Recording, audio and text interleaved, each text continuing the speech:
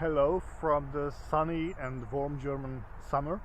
This is the 7th of August today, and I have the opportunity to test drive the 2026 CX-5, a quite early pre-production model. I'm quite excited about this car as it was our best seller, I think, in most of our markets in the region in the last 10 years or 13 years since the first model was launched. The car looks fantastic in real life, but I really don't want to bother you with different photos and exterior and interior introduction of the car, because I think you can see it on photos, but I can tell you in real life the car's road presence is stronger than what you can imagine. So you immediately recognize it's a CX-5. On the other hand, it's much bigger. The design, the quality, the interior, exterior of the car is really just fantastic. As on the photos, in real life is the same impression. Maybe simply everything is a bit more than what you expect from the photos, and I think it's mainly about the size. So the car feels very roomy, and as I said, also from the exterior, it has a stronger road presence than any CX-5 had up to now. The biggest question for me was how it drives with the 2.5 Skyactiv engine, which is 141 horsepower.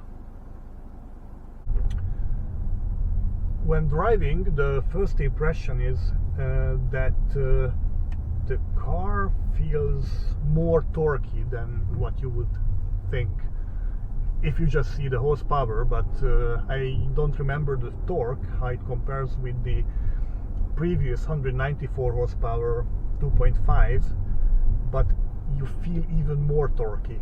I'm sure that the official maximum torque is less, but I think the gear ratios and the gear shifting points are adjusted so that you really feel dynamic enough in city driving.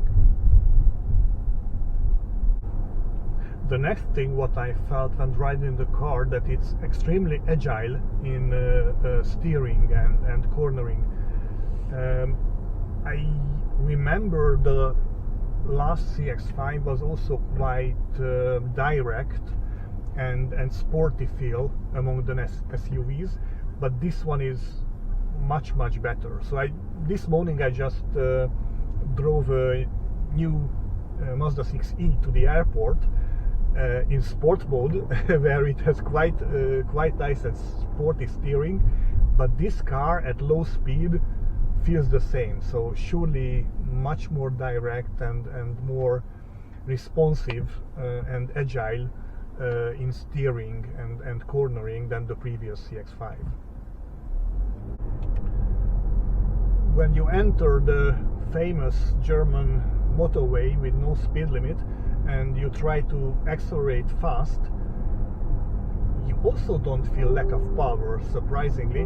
Okay, it uses high revs, and because of that maybe it's a bit louder than a more powerful 194 horsepower CX-5, but you don't have any lack of dynamism when accelerating from, let's say, 60 to 100. When you start challenging the speed limits or trying to use the no speed limit section of the German motorway, then you recognize that the engine is not 200 horsepower but only 140. But I would say up to 150 it's going quite well, and if you don't tell how many horsepower this car is, you wouldn't say it's less than the top edition of the previous CX-5. On the other hand, the engine sound, even at higher revs, is quite cool. I always like the 2-liter and 2.5 Sky Active engines, high rev noise, but this one is maybe even better, even sporty. I don't know if you hear that.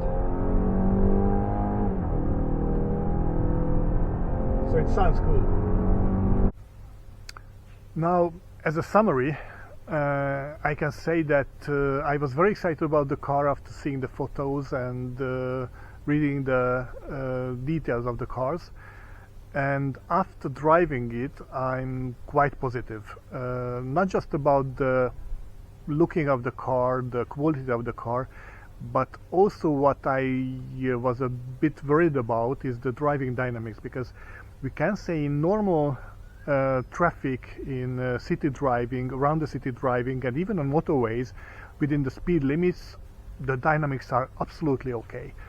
I think the drivetrain performs much better than in the CX-30 or the Mazda 3, where I had a bit of lack of power feeling always. And surprisingly, it's the same engine, the same horsepower as in the Mazda 3 and the CX-30, but I think it's because of the completely different gear operation.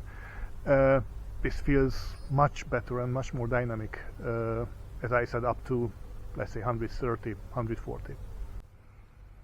I'm quite confident that the next CX-5 will be at least as successful as it was in the past 13 years, and already now with this 141 engine.